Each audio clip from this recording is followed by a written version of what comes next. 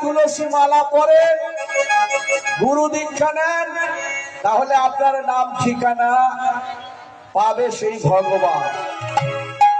তাহলে কি করবে? ভগবান সযত্নে আপনাকে ওনার জায়গায় রাখবে।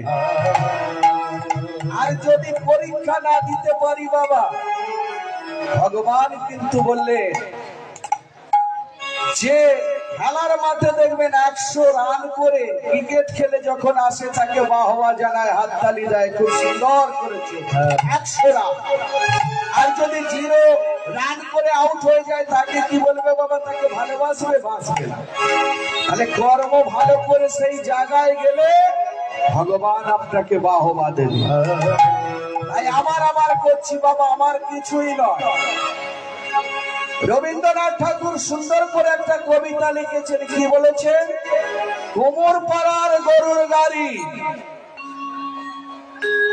এটা পড়ানো হয়তো হচ্ছে কোমর পাড়ার গরুর গাড়ি, বোঝাই করা কলসি হাড়ি, গাড়ি চালায় বংশী মদন, সঙ্গে যে যায় ভাগ্নে মদন, হাট বসেছে শুক্রবারে, বক্সিগঞ্জের পদ্মা পারে। তাহলে কত সুন্দর কবিতার মধ্যে মানেগুলো আপনারা বুঝুন। কি বলছে? কোমর পাড়ার গরুর গাড়ি। এই যে মা দেহটা দেখতে পাচ্ছেন, যেমন বলেছেন ঘর মাটিতে কোমর যেমন ঠাকুরও গড়ে, আর রক্ত মাংস দিয়া দয়াল মানুষও গড়ে।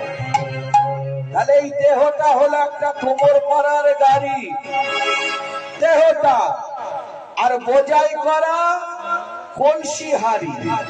কলসি হাড়ি কোনটা বলছে বাবা? কাম, ক্রোধ, লোভ, মদ, মাদক, আশ্চর্য, চাওয়া পাওয়া, কামনা বাসনা, যা কিছু মায়া মমতা বাবা বোঝাই করা, এই হলো কলসি হাড়ি। গাড়ি চালাচ্ছে কে বা? গাড়ি চালাচ্ছে বংশী মদন। যদি বংশী মদন গাড়িটা চালাতো ভালো, কিন্তু এখানে মাইনাসে প্লাস হয়ে গেল। মাইনাসে প্লাস বলতে সঙ্গে যাচ্ছে কে? ভাগ্নে মদন। তাহলে মদনকে জুড়ে দিল। তাহলে আগে কামটাকে সম্বরণ করতে হবে। চাওয়া পাওয়া, বাসনা, কামনা, এগুলো যদি না আমরা যদি দমন না করতে পারি, তাহলে বাবা আমরা জায়গায় যেতে পারবো না। তাহলে গাড়িটা যদি বংশী মদন চালাতো খুব ভালো হতো, সঙ্গে যাচ্ছে ভাগ্নে মদন। আর কি বলছে? হাট বসেছে শুক্রবারে, বক্সিগঞ্জের পদ্মা পারে। তাহলে শুক্রবারটা হলো কেন? আর কি বার ছিল না? সোমবার, মঙ্গলবার। তাই বলছেন সোমবারটা হলো মা, এই সোমবারটা হলো আমাদের শৈশবকাল। সোমবারটা হলো শৈশবকাল, আর মঙ্গলবারটা হলো কৈশবকাল, আর বুধবারটা হলো যৌবনকাল, বুধবারটা হলো যৌবনকাল, বৃহস্পতিবারটা হলো বার্ধক্যকাল, আর শুক্রবারটা হলো বাবা যাবার কাল। তাই সবাইকে একদিন চলে যেতে হবে, কেউ থাকবে না মাগো। আজ আমার করে পড়ে আছিস, তাই বলছে একদিন আমাদের সবাইকে যেতে হবে, যার জন্যই ভববাজারে এলাম। তাই প্রভু বললে হাতে কর্ম করো, মুখে নাম বলো, তবে পাবে তুমি বৈকুণ্ঠ ধাম।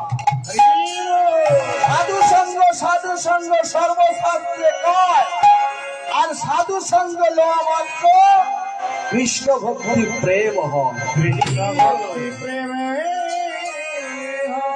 তাই আসুন আজকে একটু সেই কৃষ্ণ নাম করতে করতে লীলায় প্রবেশ করব। আজকের লীলার বিষয়বস্তু হলো নিত্যানন্দ মিলন।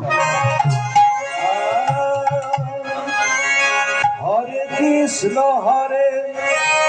কৃষ্ণ কৃষ্ণ কৃষ্ণ হরে হরে হরে রাম হরে রাম রাম হরে হরে হরে কৃষ্ণ হরে কৃষ্ণ কৃষ্ণ কৃষ্ণ হরে হরে হরে রাম হরে রাম রাম রাম হরে হরে হরে কৃষ্ণ হরে কৃষ্ণ হরে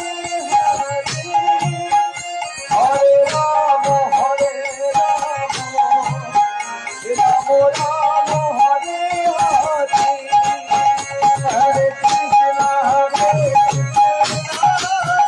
কৃষ্ণ কৃষ্ণ হরে হরে হরে রাম হরে রাম রাম রাম